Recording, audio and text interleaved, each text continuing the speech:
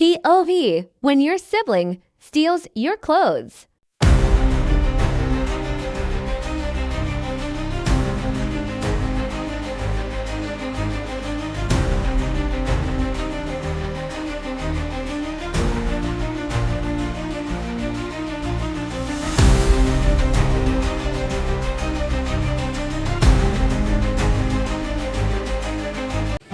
At ito na nga, tapos na ako maligo. So, hinahanap ko na yung black skirt ko kasi yun sana ang susuotin ko ngayong araw na to.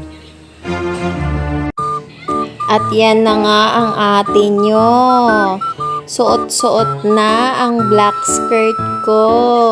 Naglalaro ng ganda-gandahan. Filingon. Last mo na yan ah. Huwag mo nang uulitin. Sinasabi ko sa'yo.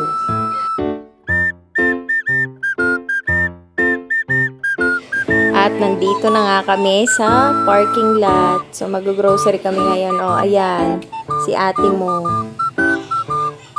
Feel na feel ang suot. Kala mo talaga sa kanya. Ang galing. Tingnan mo yung outfit niya.